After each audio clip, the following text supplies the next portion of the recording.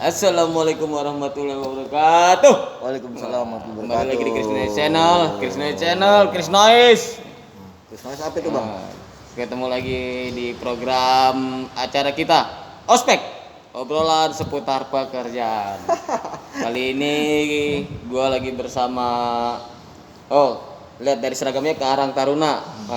Lagi bersama Ketua Karang Taruna. Ketuaan. Ketua Karang Taruna RW 3 Sunter Agung, namanya Maulana Yusuf. Jadi seperti konten kita biasanya, kita mau nanya seputar pengalaman kerja. Otomatis tidak jauh berikut itu pengalamannya banyak. Enggak juga kali. Ya. Lanjut. Kita mau nanya, nama lengkapnya siapa bang? Nama gua Maulana Yusuf. Maulana Yusuf. Maulana Yusuf. Salam. Panggilannya siapa nih panggilannya? Panggilannya ada Yang paling sering. Yang paling sering karena sering berinteraksi sama anak-anak itu biasanya Coach Nana. Coach Nana. Iya. Pelatih Nana. Iya, pelatih. Iya pelatih. Pelatih Nana. Coach Nana. Saat ini pekerjaannya apa nih bang? Yang digeluti saat ini ya tadi karena dipanggilannya coach berarti menggeluti dunia olahraga, lebih spesifiknya melatih panahan. Ya tapi khusus anak-anak ya. Oke, kita langsung saja tanyain pengalaman pekerjaan dia. Pekerjaan apa yang pernah dialami, suka dukanya, gajinya berapa, terkecil berapa, terbesar berapa, masalahnya bagaimana. Langsung. Buset. Nih, mulai. Ini kayak biodata ya. Iya. Pengalaman pekerjaan, CV. Kurikulum vitae. Pengalaman kerja pertama kali bang, kerja apa bang? Pertama kali kerja itu dulu di SMA. Jadi, SMA udah kerja? Enggak, maksudnya jadi setelah SMA lulus SMA. Jadi langsung jaga kantin SMA. Jadi kalau yang lain 3 tahun lulus, gua 4 tahun lulus. Oh, jadi jaga kantin. Iya, jaga kantin di SMA gua. Di SMA mana tuh, Bang? SMA 80. SMA 80 daerah? Daerah Mall Sunter. Daerah Sunter. Ya, Mall Sunter lah. Jaga kantin itu berapa lama, Bang? Sebelum berapa lamanya itu juga nggak sengaja sebenarnya karena gue dulu marbot masjid gitu, jadi bertahan setahun kemudian daripada nganggur sambil bantu orang kantin karena kan dulu gaulnya sama orang kantin. Kebetulan memang sekolahan gue kantin sama masjid nggak terlalu jauh gitu. Jadi sekalian lah ya, per harinya dibayar 25.000. Dapat makan? Enggak, itu pokoknya bayar harian. Oh, bayar harian. Jadi lu anak SMA masih lugu. Masih lugu. Ngerti undang-undang tenaga kerja ya. Iya. Oke. Hidup serikat pekerja. Terus jaga kantin, tentu ada suka dukanya nih. Sukanya dulu, paling sukanya. Ya kalau sukanya jelas lah ya, namanya orang kerja dapat duit, apalagi habis lulus SMA megang duit ya kan. Ketemu adik-adik kelas yang cakep-cakep gitu. Nah, kalau itu dukanya justru. Oh, dukanya.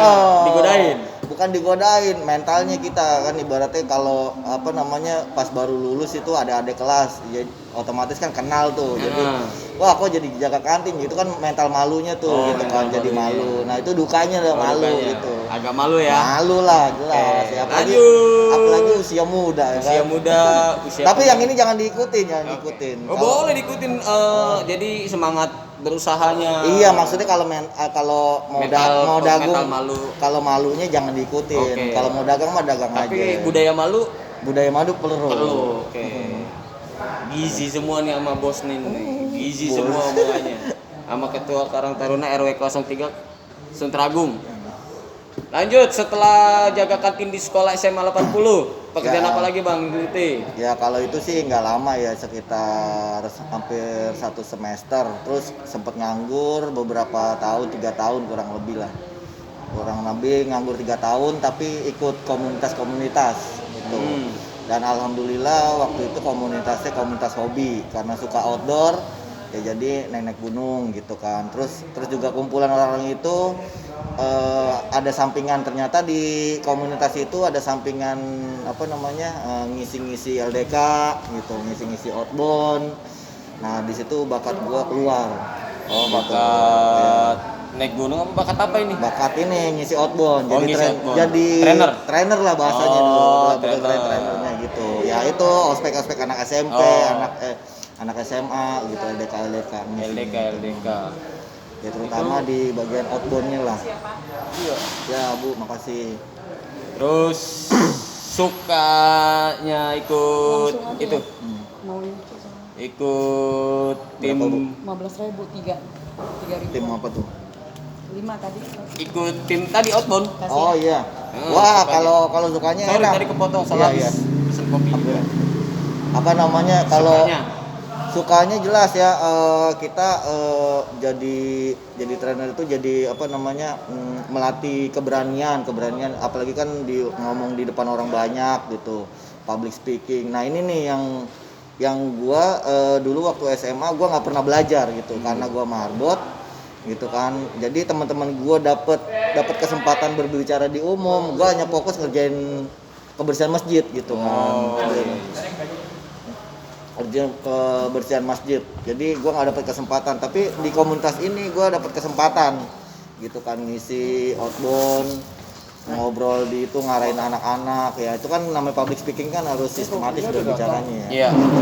Pinter ngoceh ya. Kita ngoceh sampai sekarang. Pinter ngerayu orang. Ya kalau dukanya memang kalau dukanya cuma satu sih sebenarnya Apa? gitu kan. Kembali rasa malu itu. Karena kayak gini, gua dulu karena tidak ada pekerjaan jadi kan nggak megang duit gitu. Jadi kalau mau misalnya berangkat kemana-mana tuh ya malu-malu gitu kan, ngikut teman apa bayarin. Nebeng. Ya nebeng lah bahasa betul, nebeng. Jadi agak malu juga. Ya pokoknya sekali lagi kalau malu jangan diikutin, gas Iya. aja. Tapi kalau budaya malu perlu. Perlu. Lanjut dari tim outbound. Nama tim outboundnya apa itu bang?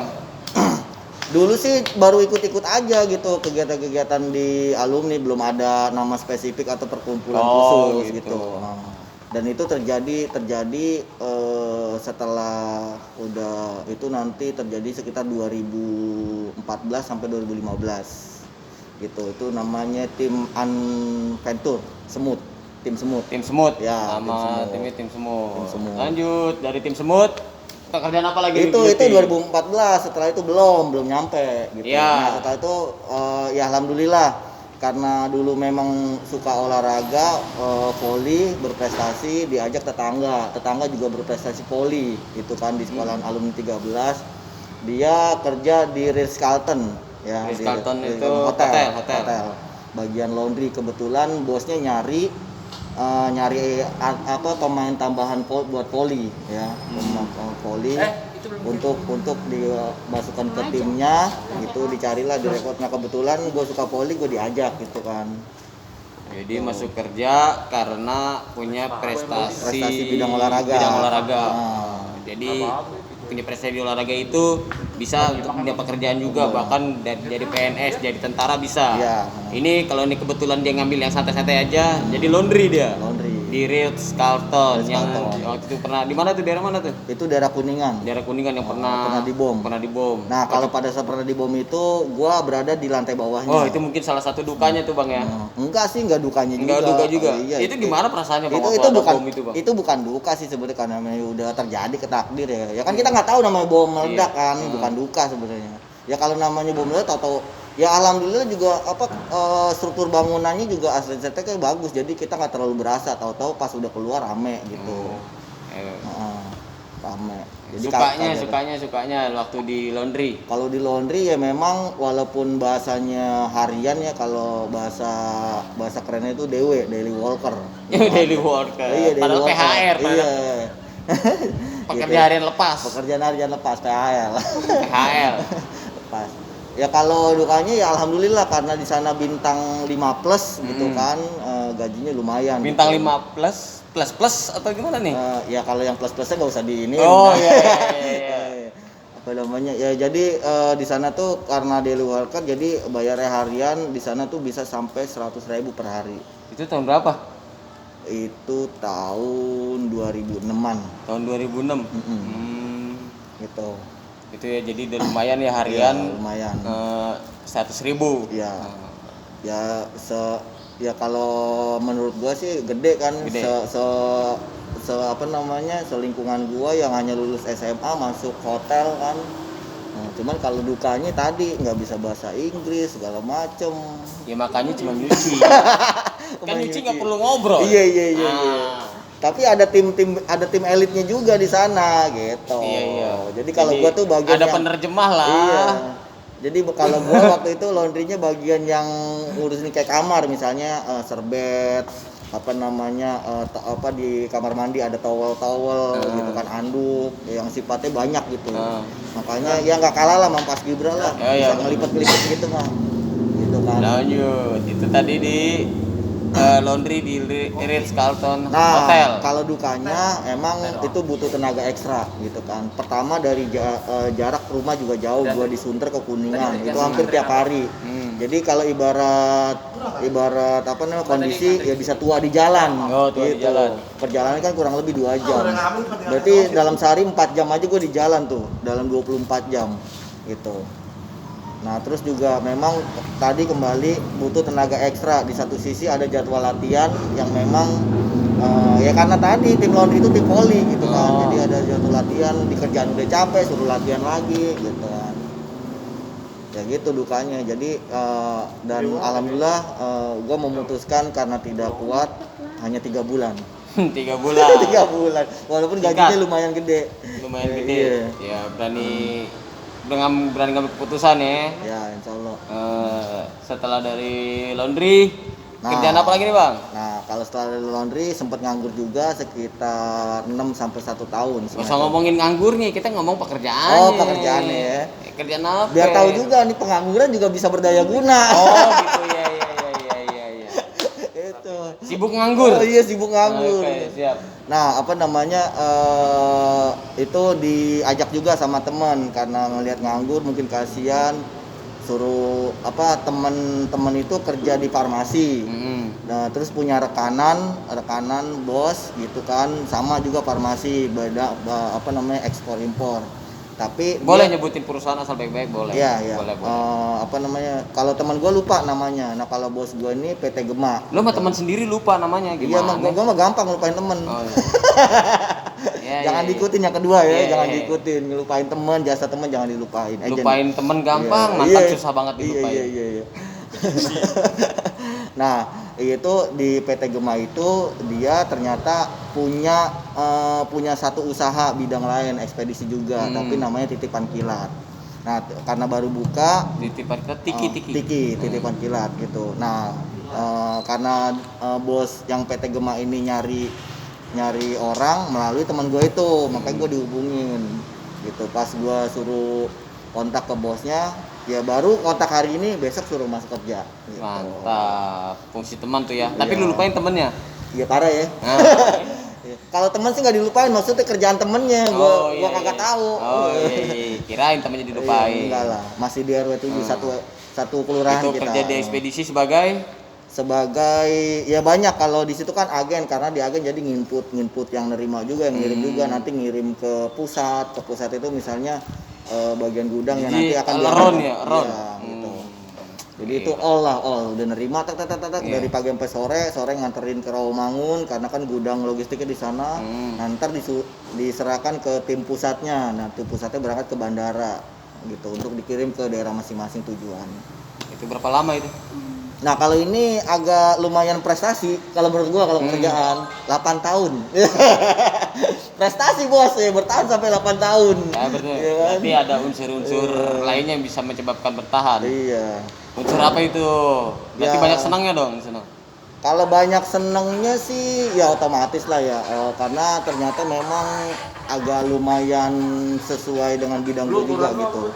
Gue suka jalan keluar gitu, dan yang paling enak itu gue bisa nyupir mobil di situ, gitu kan. Gitu bisa nyupir, karena pertama ya alhamdulillah bos gue ngelihat kapasitas gue bagus gitu kan, makanya di sekolahin mobil. Langsung Sekolahan mobil. Ya, sekolah mengemudi. Oh iya. harus jelas nih. Oh iya. Sekolah mengemudi. SMK, sekolah apa gitu kan. Assalamualaikum. Waalaikumsalam. Lanjut. Tadi bayaran di waktu kerja di Tiki itu berapa? Nah kalau di Tiki Bulanan, harian. sama, ini ada bulanan ada harian. Kalau kalau bulanannya 1,5, hariannya uang makannya 25.000 gitu. Jadi kira-kira berapa tuh sebulan? Ya 2,1 lah. Ya 2,1. Ya 2,5 lah per bulan itu kotor ya? Nah, iya kotor betul. Kotor, belum termasuk makan itu. Lanjut dari 8 tahun bekerja di Tiki. Terus kerja apa lagi nih, Bang? Nah, selanjutnya di Tiki karena perjalanan 8 tahun ini ya tentu ada prinsip-prinsip lah, ada hal-hal yang prinsip yang gua nggak bisa di kerjaan Tiki itu, sehingga memutuskan gua untuk mau keluar. Tapi mau keluar ini tidak seperti yang sebelum-sebelumnya di awal SMA masih menggebu-gebu bodo amat keluar gitu kan. Tapi itu sudah ada tawaran masuk ke yayasan. Untuk menjadi pengurus yayasan, operasional yayasan, namanya Yayasan Harapan Umat Jakarta. Yayasan Harapan Umat Jakarta. Di Koja Jakarta Utara, di situ ada SDIT juga. Nah, kalau gua masuk di tim yayasannya ditawarin bidang marketing. Oh, jadi marketing. Marketing. Kerjaannya marketing di Yayasan Harapan Umat Harum Jakarta Jakarta Utara. Itu dapat berapa lama kerja di situ, Bang? Kalau di situ nggak lama, cuma 1,5 tahun. 1,5 tahun. 1,5 tahun. Kenapa nggak lama di situ? Ya sama. Ada hal prinsip. Yang itu nggak bisa gitu. Berarti nggak bisa orangnya diterusin. prinsipal banget ya? Iyalah, harus. Hidup itu harus punya prinsip. Lupain kawan. Lupain kawan inget mantan. Oh gitu. Kita harus berprinsip hidup bener, gitu bener, kan. bener. Karena ini yang jalanin hidup siapa kan kita gitu. Tapi yang ngasih hidup? Yang ngasih hidup ya Tuhan lah, Allah Subhanahu wa taala. Oke. Lanjut. Gaji waktu di Harum.